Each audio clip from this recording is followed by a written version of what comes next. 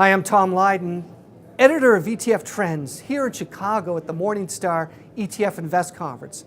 And I'm here with Ben Johnson, Director of Passive Fund Research, and Matt Hougan, President of IndexUniverse. Guys, thanks for being with us.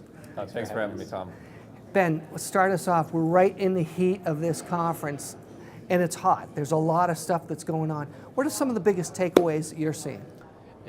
It's tough to narrow it down. I mean, there's really just so much going on in the space right now, from talk around smart beta to the burgeoning growth in the ETF managed portfolio space, to talk about, are ETFs the new market in fixed income? I mean, it's really tough to try to wrap your arms around all these topics, which is why we're here. I mean, as the market has grown, as it's grown more complex, the burden of education for the end investor has grown along with it. Well, you can tell. I mean, you look downstairs, and congratulations, it's sold out and it's packed.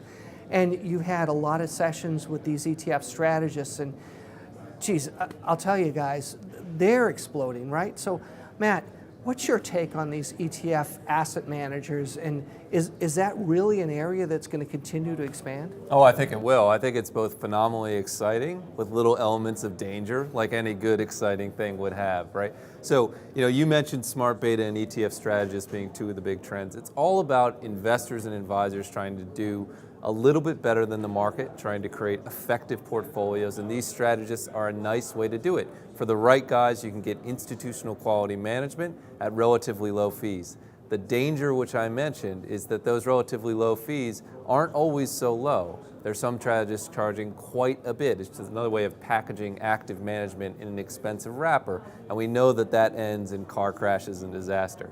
But some of these guys are great, really high quality portfolios, well thought out processes. I'm very excited about the space. So we don't have to put warning labels on them yet, and fortunately over at Morningstar, you folks track the ETF managers, right? And you publish a quarterly report that profiles them, that profiles their portfolios. At least there's some tools out there that help us so we don't shoot ourselves in the foot.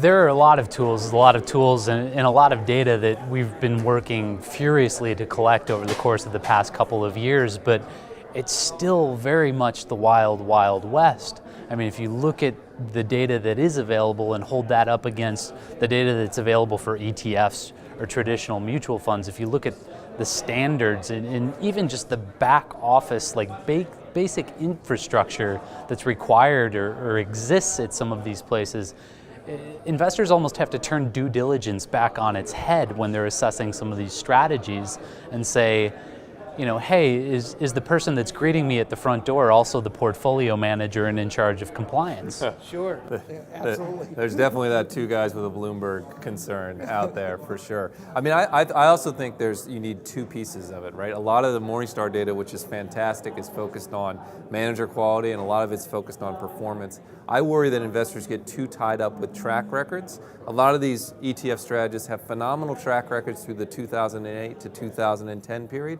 We're in a new era, right? Potentially rising rates, different environment. I encourage people to actually understand the model that these guys are using and evaluate that with at least as much care as they do the track record and the personnel. So are we setting ourselves up to repeat history again of what we went through in the mutual fund space back in the 80s and 90s, where investors and advisors might be tempted to chase who had the best track record last year and then jump on the one for the next year?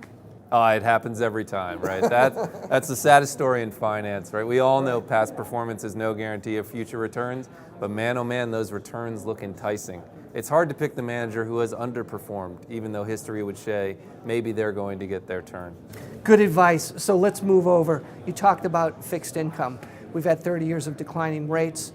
Do you think that this is going to be the next challenge or the next wave for ETF-related investing regarding advisors? I mean, there's a lot of product out there, but there's also a big headwind that's coming down the pike. There's a huge headwind, there's a huge need for income, and there's really, if you look at the fixed income space in ETF land relative to the equity space, there's kind of not been similar innovation. So I think there's ample room for continued innovation in the fixed income space. I think we're seeing some of those challenges being met already. Some of the most successful funds to date this year have been in the bank loan space.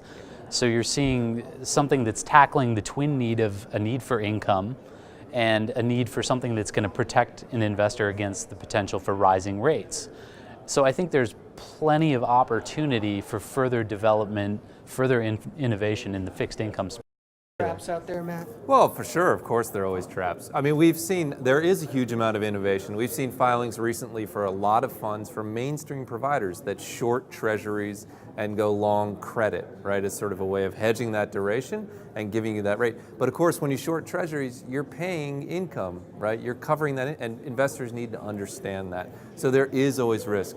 Bank loans susceptible to a rising rate environment in their own way. These are great products. I hope people understand them. They have been fantastic bets. And let's see what happens from here. Guys, what's the deal? ETFs used to be simple. Used to be the S&P 500 and that was it. So are we messing up a good thing where you could buy the S&P 500 for 6 basis points? Should people do that? Should advisors stick with that mantra, or are these new tools really going to help them out? That's a great question. For one, you still can buy the S&P 500 for 5 basis points, I think it is now, or maybe 4. So it's gotten even better. So those tools still exist there. You know, the more complicated you get, the higher risk, potentially the higher cost. You have to be careful. Every client is different. I think you got to handle it individually. Okay, I'm going to ask you both. What is the most maybe exciting or cautious thing that you see in the market? You come across ETF stories and ideas all the time. What's something that made you go, uh-huh? I think the most exciting thing just comes back to the growth of the industry and just the increased adoption across all stripes of investors. Because at the end of the day, 10, 20 years from now, when this industry is substantially larger than it is today, all of that scale is going to show up in investors' bottom lines. That has fueled the success of ETFs to date. It will fuel it 10 years from now, 20 years from now, and what it will mean is that investors will keep more of their own money, give less over to an asset manager, and that is unequivocally, I think, a good thing. Yeah, I'll echo that. 2 things come to mind. One, these ETF strategists, who I know I said have risks, but they've opened up the broker-dealer market to ETFs in a way that wasn't there before, and that's given a lot of individual investors access to great strategies at low cost. I'm hugely excited about that. On the product side, one thing we haven't talked about, I'm a big fan of the currency hedged products. I think those have been useful, and those will have expanding use in the years to come as currency is a focus for investors. So just all these institutional strategies that weren't accessible increasingly are, and at low cost, as Ben mentioned. It's a nice combo. Great. Well, I'm looking forward to being on the panel with you guys tomorrow. I tell you, Ben, thanks so much for including us, and I want to thank you both for being such great friends and all the hard work you do. We're going to repeat this again in January at the ETF Virtual Summit, and also we're going to have a chance to spend some time with Matt and his gang at IndexUniverse in Florida at Inside ETFs at the end of January too. So we get to spend more time together and more fun. Thank you. Thanks, Tom. Always a pleasure. Thank you.